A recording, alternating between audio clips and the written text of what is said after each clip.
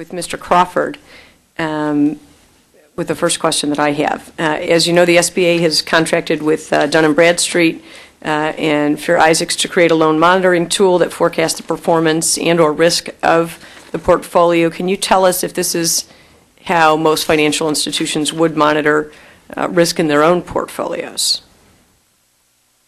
That question might also be addressed to my esteemed compatriot, Mr. Wilkinson, since he's a banker. I suspect that is not the case, having talked to a number of banks with my own banking background way in the past. We did not attempt to forecast defaults in that manner, especially using a database like Dun & Bradstreet. My concerns about D&B are, and I've owned two small businesses, and I've had personal experience with reporting to D&B or not reporting to D&B, as may be the case. When I got the D&B letter once a year, I generally threw it in the trash. I wasn't about to report my own financials to Dun & Bradstreet. There was no incentive to do that. That's true. I know that D&B collects a lot of data on tax payments. I know they collect a lot of data on utility payments. I would not suggest that database is on a par with just the financial data that my own certified development companies maintain on our borrowers, where they are required, actually through SBA regulation, to get certified financials each and every year.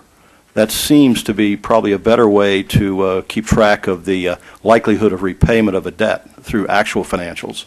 All right, thank you. And I guess I will do a follow-up with Mr. Wilkinson to get your perspective and also ask what sort of limitations you think that kind of system would have, particularly for larger SBA loans. Well, one of the problems we have with the current system, and I don't mean to pick on D&B, it's whatever contractor would happen to be sitting there, is the information is not transparent. The SBA's lending partners were not included or asked input when the current system was established, and our big problem is we don't know what's in the model. We don't know how the model was developed. We don't know what inputs are going into the model.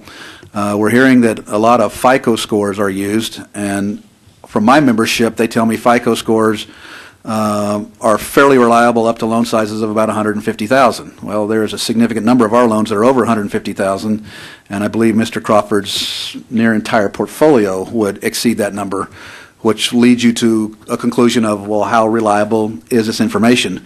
But without transparency, it's really hard to know. I would also add that it's a very expensive system. This is a system that commercial banks do this kind of stuff all the time at a much, much lower cost. Thank you. If I can ask you one other question. You talked about the survey of your members, and 67% of respondents stated that their institutions have tightened credit underwriting standards, and 61% said they're seeing a decline in borrower loan demand. Is that what you would have expected, or would you have expected the programs to pick up when the conventional market dries up? Well, typically what happens, we're somewhat countercyclical. So as difficult economic times hit, conventional lenders, rein in their credit box. They shrink it down, and so there are more borrowers who would then fit into the SBA program. So in the past, we typically have an increasing loan volume at this time. Okay. And I'm going to ask one question of each of you, and then I'm going to turn it over to my good friend from Florida. You've made a number of substantive recommendations to Mr. Zarnico, who is endeavoring to make sure he can provide all the resources and tools for you. But if I could ask you to just, as sort of the top takeaway, the number one thing you'd most like to see him address, what would that be? We'll come right on down, and then we can go to you and let you respond to that. Start down here? Yeah, we'll start with you. Boy, there are a number of items that we have shared with Mr. Zarnico and his staff, but having recently done this survey, I can fall back on the responses of my members, and their number one response is that all fees, not just borrower fees, not just lender guarantee fees, but all fees associated with the program are too high, and it's hindering their participation. Okay, thank you. Mr. Petticourt? I would just say maybe an acknowledgement that the program's going well, I think the 6 years in a row of trying to eliminate a program that is meeting the target, and in fact, and trying to raise the rates when we know that that's going to be passed along to the borrowers, and quite frankly, an acknowledgement that the technical assistance portion is really the key to getting paid back, so that we can ultimately pay back the SBA. Thank you. Mr. Crawford? Interestingly, 504 doesn't have a rate issue with the SBA. That may be surprising, but I repeatedly argue with the CFO that our rates may, in fact, be a little too low, and I worry about that. But if I were to ask Mr. Zarnico for a couple of things, one, in spite of the comments I made about lender oversight, I believe it's absolutely vital that we have a solid lender oversight unit for the 504 program. We have no FDIC. CDCs are regulated, are overseen by only the SBA because we're a creature of the SBA. So I say a strong lender oversight is a must.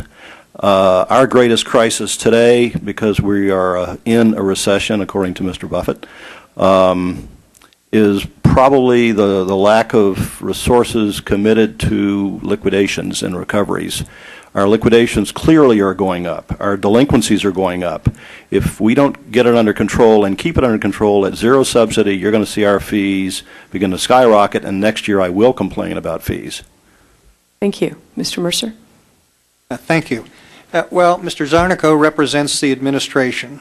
The administration has refused to ask for authorization of the participating security program because OMB, the administration, has held that a participating security is not a debt for the purposes of the Federal Credit Reform Act. Whereas the administration, represented by Mr. Zarnico, says it is a debt and requires participating securities to list it as a debt on their financial statements. How can they have it both ways? I would point out that in the last recession, all venture capital shrunk by about 80% during, we're talking about equity investments, shrunk by about 80%, I think, if I remember from my testimony correctly, during the recession. Whereas the participating security investments shrunk by, I think, 35%. I mean, it was the most constant source of equity capital during a recession, which we're now going into, according to Mr. Buffett. So I guess I would say, how can the administration do what it's doing with a straight face? It's intellectually dishonest. So you'd like to see some reconciliation of that. Thank you. Hold on one second. Okay, I think it's only fair to let Mr. Zarnico respond. Most of this was obviously in the testimony that had been provided to you in advance, but I thought to maybe summarize a couple things that you could respond to would be a good way to go. Sure. I mean, I think as we look at our priorities, there's probably three areas that I would look at and address. One is lender outreach, where we want to make sure that we're communicating with lenders, input from them. We've held a number of roundtables, go out and meet with lenders to try and encourage them to utilize our programs, and also to get input from them on how we can be better partners in utilizing our programs. We've held a number of roundtables, including the one this morning, and have 6 to 8 planned across the country over the next 60 days or so. I would also say one of my highest priorities is lender oversight and making sure we do have proposed regulations that are out there. We've gotten input from our industry trade partners or trade associations. We're going to be going through a process of evaluating that input.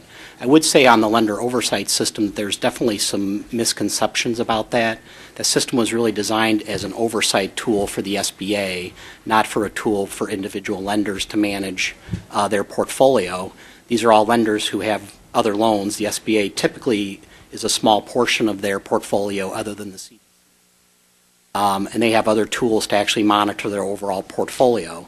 The lender oversight system is really designed to, as we focus on our oversight efforts and provide that balance, to narrow the universe of the thousands of lenders we have to those where we see the highest risk in the program.